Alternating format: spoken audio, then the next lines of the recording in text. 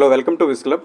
అయితే ఇప్పటి వరకు కూడా home guards, height disqualified candidates, age విషయంలో డిస్క్వాలిఫై చేసిన క్యాండిడేట్స్ కేసులు వేయడం జరిగింది. దానికి సంబంధించిన హీరింగ్ మనకు ఆల్రెడీ జరిగిపోయింది. దాని ఆర్డర్ కాపీ కోసం మనం వెయిట్ చేస్తున్నాం. ఇప్పటి వరకు డిస్క్వాలిఫై అయిన హోమ్ గార్డ్స్ని మెయిన్గా మెయిన్స్ ఎగ్జామ్స్కి డిస్క్వాలిఫై అయిన హోమ్ గార్డ్స్ని మెయిన్స్ ఎగ్జామ్స్కి డైరెక్ట్గా అనుమతినిస్తారా లేదా అనే దానికోసం స్పష్టత కోసం ఆల్రెడీ హియరింగ్ అనేది జరిగింది. ఆ ఆర్డర్ కాపీ వచ్చాక వీడియో చేద్దామని వెయిట్ చేశాను. ఆర్డర్ కాపీ అయితే ఈరోజు రావడం జరిగింది. క్లియర్గా ఈ ఆర్డర్ కాపీలో సింపుల్గా అందరికీ సంబంధించి కామన్ ఆర్డర్ ఒకటి ఇవ్వడం జరిగింది. హైట్ అండ్ ఏజ్ రిలేటెడ్ క్యాండిడేట్స్కి అండ్ హోమ్ గార్డ్స్కి కూడా సంబంధించి ఆర్డర్ కాపీ రావడం జరిగింది. అయితే ఇక్కడ మొదటగా చూసుకుంటే హోమ్ గార్డ్స్ ఆర్డర్ కాపీ చూసుకుందాం. ఇందులో పైదంతా మనకు తెలిసిన విషయమే. హోమ్ గార్డ్స్ అనేవాళ్ళు అప్లై చేశారు, వాళ్ళు స్పెషల్ కేటగిరీగా ట్రీట్ చేయట్లేదు.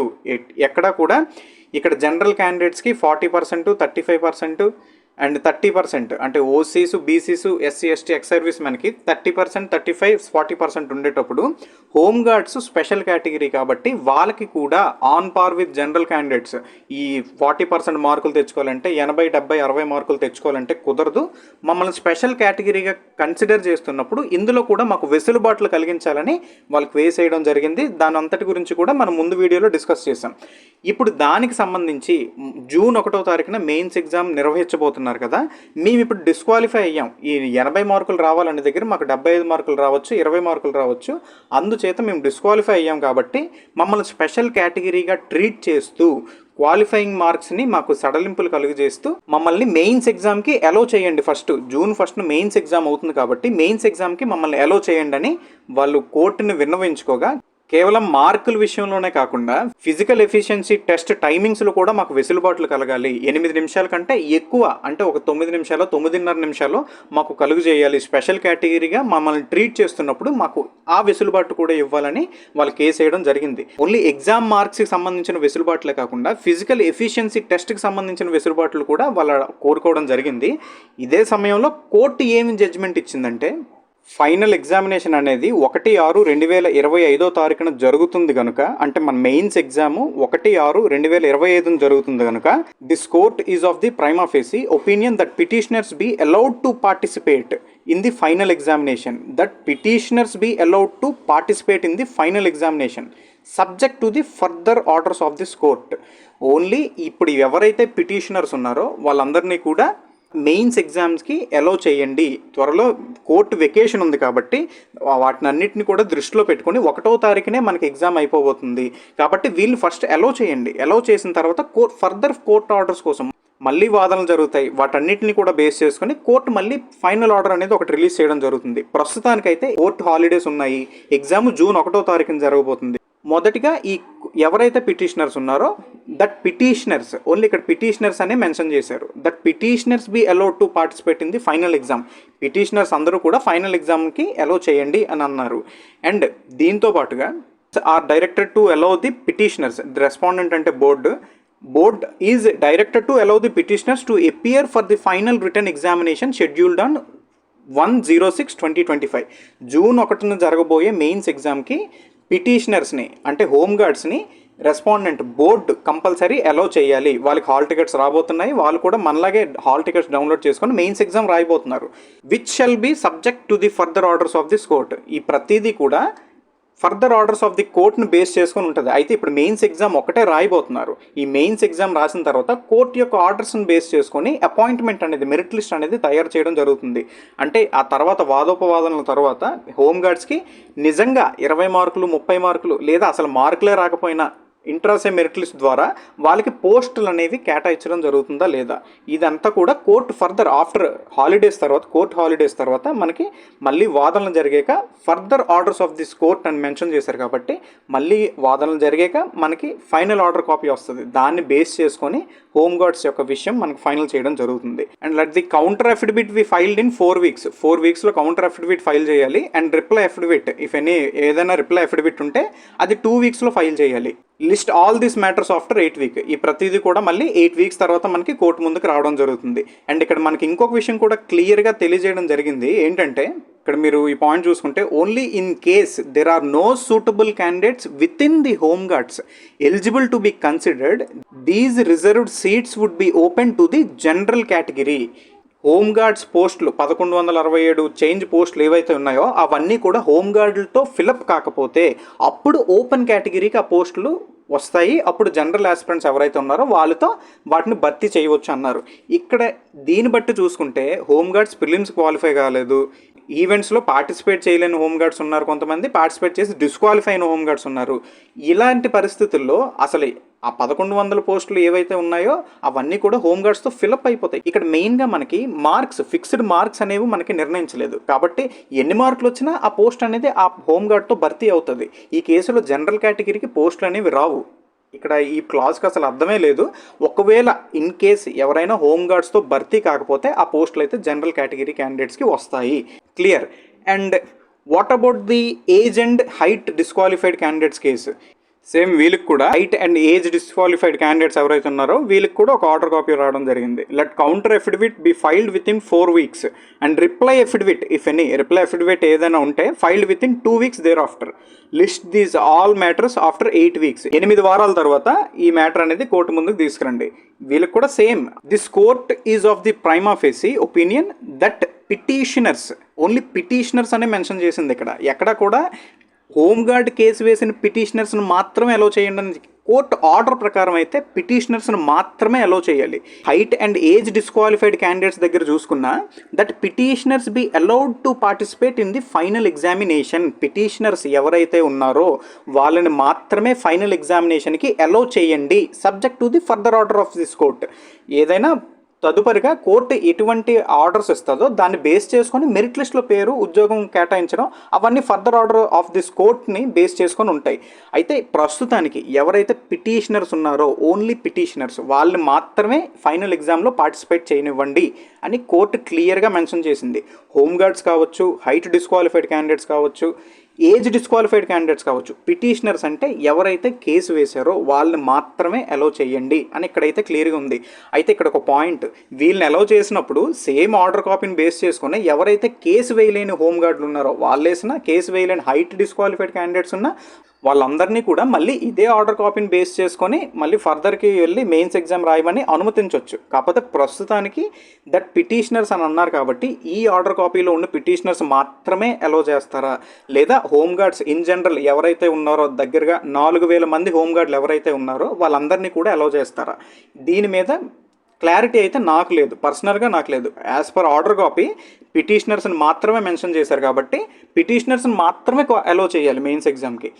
ఫైనల్లీ మెయిన్స్ ఎగ్జామ్ June 1 జరుగుతుందా జరగదా అనేది మనం ఆలోచించుకుంటే కోర్టు నుంచి అయితే ఎటువంటి అడ్డంకి లేదు. ఇప్పుడు ball in the court of board. ఇప్పుడు బోర్డు ఏం తలుచుకుంటే అదే చేస్తుంది. ఇప్పుడు కోర్టు హీరింగ్స్ చూసిన వాళ్ళకి అర్థమవుతుంది.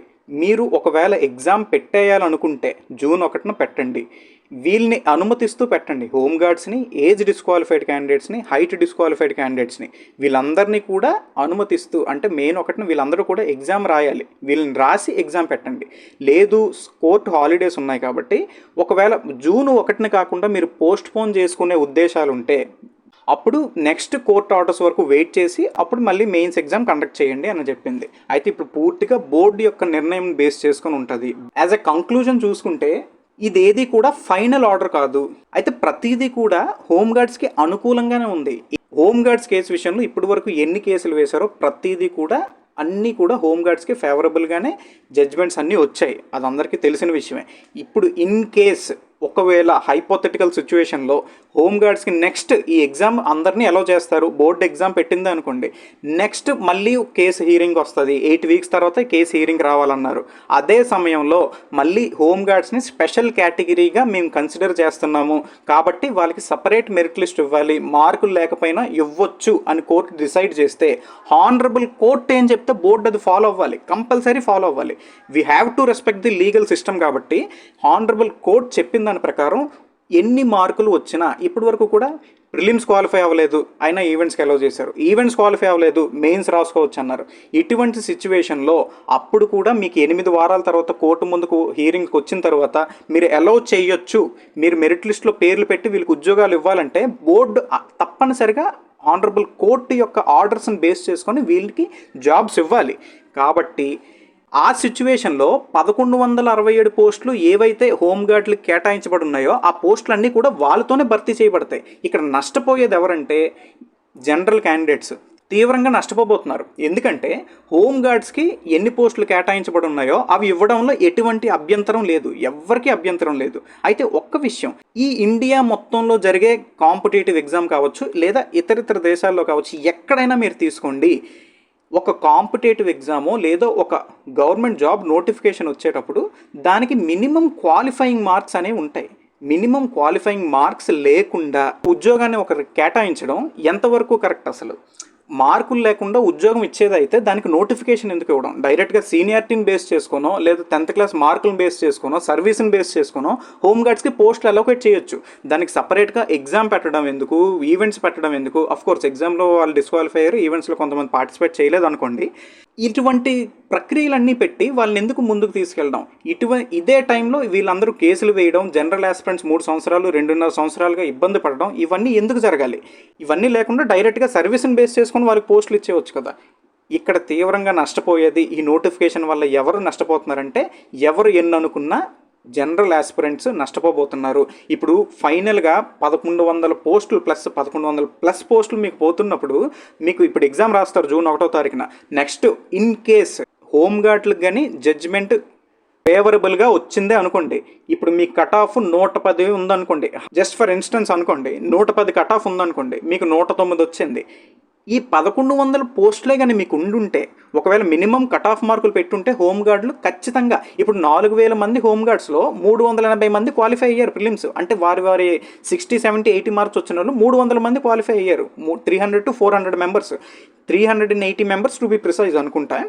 ఇప్పుడు ఆ 300 మంది మీకు ఇప్పుడు రేసులో ఉండాలి. ఈ 1100 పోస్టుల నుంచి ఆ 380 మందిని మాత్రమే మీరు తీసి మిగిలిన పోస్టులు జనరల్ క్యాండిడేట్స్కి రావాలి. ఈ సిచ్యుయేషన్లో ఏం జరుగుతుంది? ఇప్పుడు అందరినీ అలౌ చేసి ఆనరబుల్ కోర్టు ఇచ్చిన జడ్జిమెంట్ని బోర్డు తప్పనిసరిగా ఫాలో అవ్వాలి. కాబట్టి ఎన్ని పోస్టులు అయితే ఉన్నాయి అన్నీ కూడా ఎన్ని మార్కులతో సంబంధం లేకుండా స్పెషల్ కేటగిరీగా ట్రీట్ చేస్తూనే ఉన్నాయి ఒక సాకుతో వారికి పోస్టులన్నీ కూడా వెళ్ళిపోతాయి. ఇక్కడ ఎవరు నష్టపోతున్నారు? మీకు 109 మార్కులు వస్తే మీకు జాబ్ రాబోతుంది, కానీ ఈ పోస్టులు పోవడం వల్ల జాబ్ మీకు అక్కడ మిస్ అవుతుంది. ఈ బాధ మీరు ఒక్కసారిగా మీకు మెరిట్ లిస్ట్లో మీ పేరు లేదనుకోండి, అప్పుడు మీరు రిగ్రెట్ ఫీల్ అవుతారు. ఇక్కడ ఎవరిని కూడా ఏమీ ప్రొవోక్ చేసే మాటలు అయితే నేను మాట్లాడట్లేదు, జరగబోయే దానిని మీకు మీ ముందు పెడుతున్నాను. ఎగ్జామ్ అయితే June 1న పెట్టడానికి నిర్ణయించుకున్నారు కాబట్టి ఎగ్జామ్ రాయండి. June 1 వరకు ఈ కేసులు ఇవన్నీ కూడా పక్కన పెట్టేయాలి. మీరు పక్కన పెట్టేసి కేవలం ఎగ్జామ్ మూడ్లో ఉండి ఎగ్జామ్ రాసొచ్చి June 1 మార్నింగ్ ఎగ్జామ్ రాసొచ్చి ఈవినింగ్ మీరు ఇవన్నీ పట్టించుకోండి. ఈవినింగ్ నుంచి మళ్ళీ మీరు ఏం చేయాలనుకుంటారో దానికి ఒక ప్రణాళిక సిద్ధం చేసుకుని దాని ప్రకారం బోర్డుని కలుస్తారా, లేదా మీరు జనరల్ ఆస్పిరెంట్ మళ్ళీ కేసులు వేస్తారా? మళ్ళీ చెప్తున్నాను, ఎవరిని కూడా ప్రొవోక్ చేయట్లేదు. మీకుండే ఛాన్సెస్ని నేను చెప్తున్నాను. వేయొచ్చు, కంపల్సరీ జనరల్ ఆస్పిరెంట్స్ వేయొచ్చు, లేదా ఇతర స్పెషల్ కేటగిరీస్ ఉన్నాయి. హోంగార్డ్ ఒక్కలే స్పెషల్ కేటగిరీ కాదు, ఎన్సీసీ వాళ్ళు ఉన్నారు, మెరిటోరియస్ స్పోర్ట్స్ పర్సన్స్ ఉన్నారు, సిపిపి వాళ్ళు ఉన్నారు. ఇప్పుడు ఒక మార్క్తో జాబ్ పోతే వాడు కేసు వేయడానికి ఎందుకు వెనకాడాలి? ఖచ్చితంగా వేయొచ్చు. అవన్నీ జరుగుతాయి కూడా, మీకు ఇప్పుడు చెప్తున్నాను, అవన్నీ కూడా తప్పనిసరిగా జరుగుతాయి. ప్రస్తుతానికైతే ఈ జడ్జ్మెంట్స్ వచ్చాయి, వాళ్ళందరూ కూడా ఎగ్జామ్ రాయబోతున్నారు. ఏజ్ అండ్ హైట్ క్యాండిడేట్స్ అంటే వాళ్ళు మినిమం ఎగ్జామ్ క్వాలిఫై అయ్యారు. హోంగార్డ్స్ కేసులో చూసుకుంటే ఎగ్జామ్ కూడా క్వాలిఫై అవ్వలేదన్నమాట, అది టోటల్లీ డిఫరెంట్. ఇవన్నీ కూడా పరిగణించుకొని ఎగ్జామ్ అయితే పోస్ట్ పోన్ అవ్వడానికి మ్యాక్సిమం ఛాన్సెస్ లేదు. ప్రతి ఒక్కరు కూడా హ్యాపీగా చదువుకొని, చెప్తున్నా కదా, మార్నింగ్ ఎగ్జామ్ రాయండి. అప్పటి వరకు exam mode, morning exam hall నుంచి బయటకు వచ్చాక వీటన్నిటి గురించి కూడా ఆలోచించండి. అప్పటి వరకు కూడా ఆలోచిస్తే మీకు టైం వేస్ట్ తప్పితే జరిగేదే ఉండదు. ఎటువంటి ఫర్దర్ అప్డేట్స్ ఉన్నా మన టెలిగ్రామ్ ఛానల్లో కావచ్చు, యూట్యూబ్ ఛానల్లో కావచ్చు, ఎనీ ఇంపార్టెంట్ అప్డేట్ ఉంటేనే మాత్రం నేను పోస్ట్ చేయడం జరుగుతుంది. కాబట్టి డిస్క్రిప్షన్లో లింక్ ఉంటుంది, టెలిగ్రామ్ లింక్. మీ డౌట్ ఏమైనా ఉంటే అక్కడ అడగండి, అప్డేట్స్ ఉంటే అక్కడ పోస్ట్ చేస్తాను. అండ్ యూట్యూబ్ ఛానల్లో కూడా అప్డేట్స్ ఏమైనా ఉంటే లిమిటెడ్గా పోస్ట్ చేస్తాను, ఇంపార్టెంట్ అయితేనే వస్తుంది మీకు అప్డేట్. కాబట్టి సబ్స్క్రైబ్ చేసుకున్న వాళ్ళు ఎవరైనా ఉంటే సబ్స్క్రైబ్ చేసుకోండి. అండ్ టెలిగ్రామ్ గ్రూప్లో యాడ్ అవ్వాలని ఉంటే టెలిగ్రామ్ గ్రూప్లో యాడ్ అవ్వండి, డిస్క్రిప్షన్లో లింక్ ఉంది. Thank you for watching Wiz club.